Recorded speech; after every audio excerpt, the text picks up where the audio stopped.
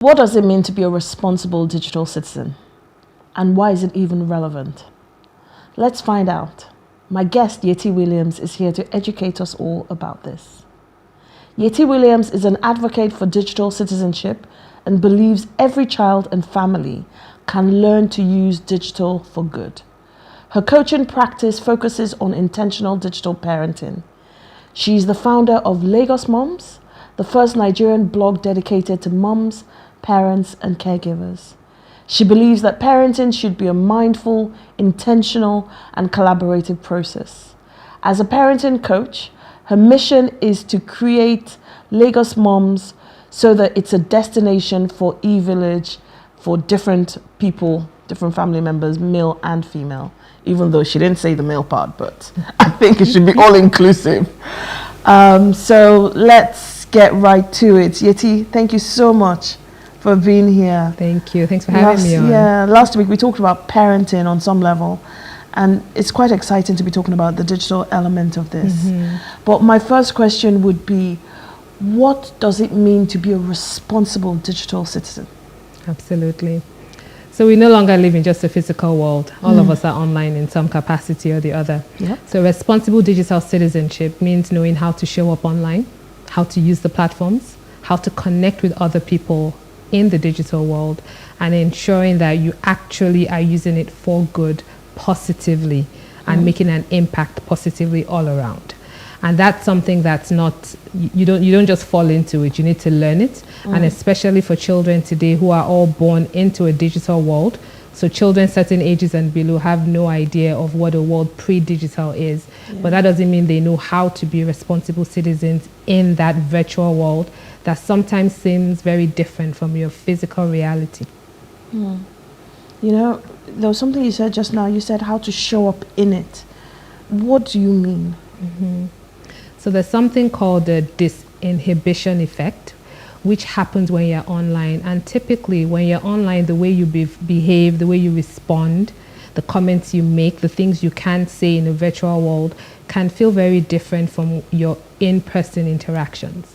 So for example, what a child online might say, the comments they might make, they would never say to somebody in front of their face. But when you're behind the screen, the disinhibition effect means that you don't really feel that it's a person behind the screen that you're attacking or saying something mean to. There's that remove, you can remove and detach yourself from it. So if a child is not helped to understand that, no, what you do online is real life. It's not separate. You can't be one kind of person online and a different kind of person in front of somebody. So that's what we're talking about in terms of having your children understand that who you are online should match who you are in person. I see. You know, for the first time, I've never actually really paid attention to that. And for me, there's a disconnect because it seems like two completely different worlds. So how does the parent navigate around all of that? Exactly. So that's the exact challenge. Is a lot of parents today, I keep saying we're the last generation that have one leg in analog and one leg in digital, yet we're raising digital citizens, digital natives. Sorry to interrupt you, but when you say we're the last generation, we've been parents in their 40s? Yes. Because parents in their 60s who are still raising young children, they don't necessarily even have one leg in, one leg out. Right. So exactly. So I think I'm talking about the age that have Gen Zs. And alpha generation, you're typically late 30s, 40s on average. So you're the one who grew up and started using the internet as an adult. Okay. Do you know what I mean? But you are raising a child who doesn't know a pre-digital world. So from the day they were born, they've known about screens, they've known about phones, they've known about social media. So they don't have any imagination of a world pre-digital.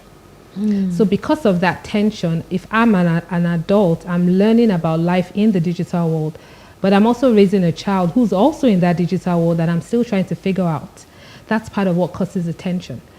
Parenting by default rests on the fact that I raised my child to a large extent how I was raised or what my childhood was like. So if my childhood and my child's childhood are so different, because our situations are different, how do you then start to wrap your head around, how do I educate myself to be able to prepare this child for the future that's here? But it's not a life I lived as a child. So that's where some of the dissonance happens. However, moving forward, you will see that the Gen Zs today, they were born into this world. So for them, the challenge will not be the same challenge of where's the line between what's right pre-digital living, post-digital living. For them, it's just the same continuum. So where do values and beliefs come into play?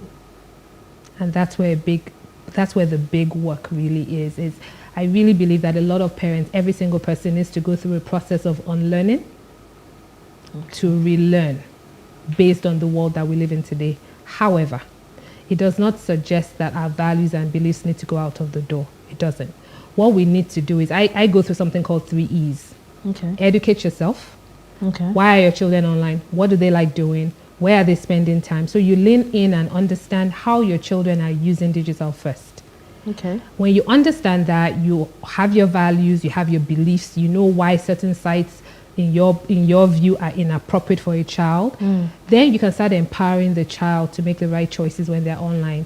Not if they see bad things, but when they see inappropriate things. What do they do when they come across something inappropriate? What will ring in their mind when mom and dad are not there is, oh, we've talked about this. When I see content like this, I should step away. I shouldn't click on it.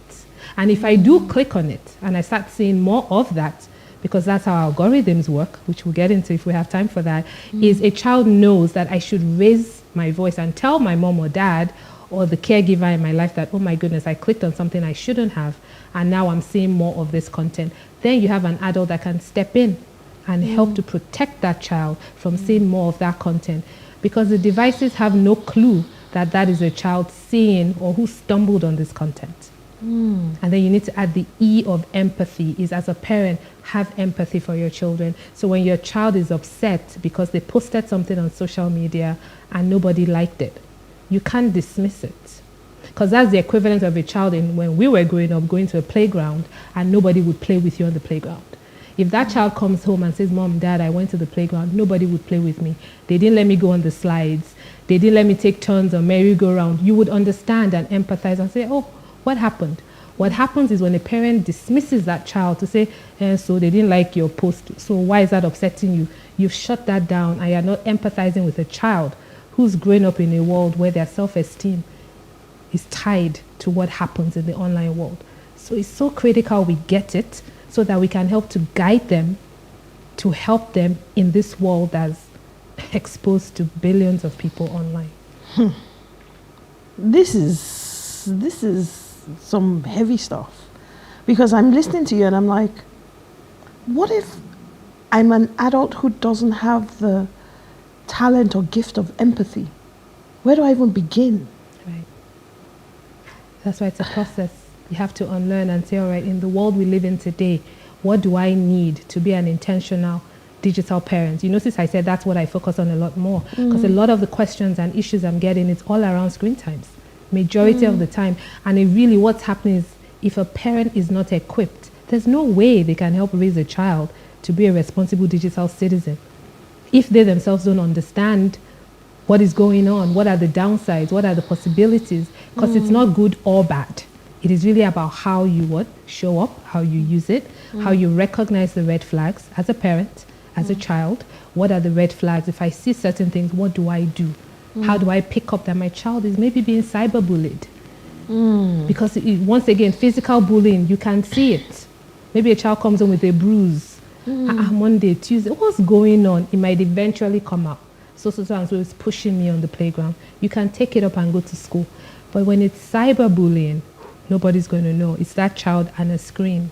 So if a parent doesn't know, for example, to pick up, this child seems unhappy when he or she gets off their screen, or they're agitated, or they're always hiding their device. Those are the things you need to start saying, these are some red flags. I need to find the right way through empathy to have a conversation with the child, to make the child feel safe enough to say, well, actually, what's been going on is... So what are the parameters and boundaries? Yeah. First of all, parents need to all put in software, parental software. If your child is 16 and below, I believe every parent needs to have parental software in place. And what that means is doing things like monitoring screen time. No child should be allowed to have a device 24/7. No child should go to bed at night with their devices. which happens a lot. And because it's very addictive, some of these children will get up in the middle of the night to go to the bathroom. What do? They pick up the device. You have to have what I call digital sunset. That means at a particular time, devices should shut down so that you can de-screen yourself, if that's a word. So every family needs to have a family digital well-being plan. What's our plan? Hope is not a strategy, especially in the digital world. Our children are all connected. If you do a digital audit in a house, you'll be amazed at how many platforms children are using to access the internet. There's a phone, there's a smart device, there's somebody's tablet, there's a smart television, maybe domestic staff in the house have phones. So you need to first do that audit. How many points does my child have access? Then you can start saying, all right, what does screen time actually mean as a parent? What am I putting blocks on? Maybe it's your Wi-Fi that you need to use a router from that point to block it off at a time. Because if you do parental software per device, you might miss like 5 devices in the house. True. Right? Very true. So it's really doing that work to say, let me really do an audit of my family and my children and how they're getting online, then start to help them. Then you want to move into communication, because I say rules without relationship will lead to rebellion. Simple. Children will always push the envelope. Children will always try. Children will always do what they shouldn't do. That's a given. However, when you live in a world where the children have access at their fingertips, you don't have to think about sneaking out of the house. You don't have to strategize on, can I quickly go out and get back before mom and dad are home? No, now it's all on the palm, at your palm. So parents need to have a relationship, and that's why digital citizenship is a process. It's a conversation. It's continuous. Okay, so I'm the parent. My husband and I are very busy. We're always working. We need our devices to function, because even though we didn't grow up with technology, we've now become dependent on it. And then I'm telling the kids, you can't use your phone after a certain time. You can't use your tablet after a certain time. But we're constantly on our phone and we keep saying things like, it's for work. How do you navigate around that? The hardest work is mirroring what you're doing, is modeling what you're saying. Right? So it's really difficult because, like you said, a lot of parents are so dependent on it. And if you think about it, a lot of us started using smartphones at what age, right? And we're so dependent. So imagine a child who that is all they know. Imagine what dependency is going to look like 10, 15 years from a child who starts using a device at 5. The brains are being wired differently. If we go into what's happening on a neurological level, in terms of what's happening with brains and excessive screen time, the evidence is there. So it's not a matter of parents saying, but I'm always on it. I'm using it for work. I need it for work. Yeah, you need it for work. You should also manage your dependency. That's the truth. Parents themselves need that. But for a child, what you need to do is what I kind of said, go back to family digital well-being plans. All right, maybe at dinner time, we don't use devices. And that means mom and dad. You can't tell your children, you can't use your phones, but then at dinner, you're like, Because one of the things we're seeing is that distracted parenting is on the increase, which means you're in the room, but you're not in the room. And once your children get used to the fact that my mom and dad's phone is more exciting than me, you are teaching that child that I should be using my phone and not making eye contact when mom and dad or anybody's talking to me. Because if even mom and dad are using their phone, every time I'm talking to them, I don't really matter that much. So parents must model it first and realize that your child does not know that you are working. All they see is you are pressing your phone, as we'll say. So you got to create some rules around that if you want to do the intentional work. To say, I'm going to shut down at a particular time. We're going to have family time where we don't use screens. Then I'm going to explain to the child that I need to get back on to finish work. But you need to put the blocks in place. If you don't, it's just one continuous, constantly being connected. And your children are watching and learning. And children today will tell you, you're a hypocrite. You're telling me I can't use my devices, but you're always on it. Very true. Are there any benefits and disadvantages to this? Yes. So there are lots of benefits. and I will be the last person to say they are not. But just as food is good for you, you cannot eat junk food every day. You cannot eat food 24/7 and say, but good food is good for us. So I like using analogies to make things seem, put it within context. So even with the children, I'll give you one practical example. When it was, you cannot use your phone first thing in the morning before you go to school. And it was almost like, but why? And I just had the brainwave to use an example. I said, imagine your young cousin is in the house, and while we're trying to get ready to get to school on time, he or she says they want to go to the playground to hang out before school. Won't it seem ridiculous? They were like, actually, yeah. I'm like, that's the equivalent. It's an electronic playground. What if their comeback is, yes, but I'm using it for education because of maybe my homework that I'm submitting today? Then we get into time management. What were you doing the day before that you didn't finish your homework? That you have to do it first thing in the morning before school? Yeah, but I finished my homework. I just want to refresh my mind. Okay, and you have to do it now when we have a time limit to get to school for a particular time. We need to look at your time management skills. I haven't screamed, I haven't yelled. Positive discipline. We will go through that process till we get to a natural point where we can both agree that that's not the best use of your time in the morning when we have a time where you must get to school. Because if you are late, you are late. So what can we do to work backwards so that you don't get to a point where that becomes second nature and that becomes what you're always doing is in the morning, you're spending 20 minutes lost in the rabbit hole of I'm online doing schoolwork. But we all know what happens if you pick your phone first thing in the morning, right? You just start going down that road of checking, pressing. So I think it's really important that we all step back first and say, what are we solving for? Online platforms are huge. They're beneficial. We haven't even gotten into AI, which is a whole new generative AI. Parents even need to understand what's going on with ChatGPT. You got to know, because if you know what's going on, you can have conversations with your children around plagiarism, around how are you using this content to feed your brain, or are you getting lazy to use it to just give you the answer? Who are you really cheating? We've had these conversations in my house. You're not cheating anybody if you use it to give you the answer for work. You are the one not learning, and it's going to catch up with you somehow. It changes the conversation from, I'm not saying it's bad to use it, is how do you use it? So parents really have to lean into these conversations, have to talk to their children regularly because they know so much already. The internet is great, technology is great. Without it, there's so many things we wouldn't be doing today. However, that does not mean that there are not areas of it that we all need to really be having this dinner time conversations regularly with our children to help guide them to use it well. I'm going to ask a curveball question because it seems like a lot to navigate around. Should the considerations around being an intentional digital citizen parent, should it be factored into whether you should even have children? Because it almost seems like if I have to navigate around all of this and I'm not even prepared, should I even be having children in the first place? Am I setting them up for failure? You set them up for failure if you are not prepared, right? So, and one of the things I like doing is saying, listen, when televisions came out, what happened? When cars came out, what happened? So there are always going to be innovations. There's always going to be something that disrupts the world. The difference is we're in the fourth industrial revolution. That's not going anywhere.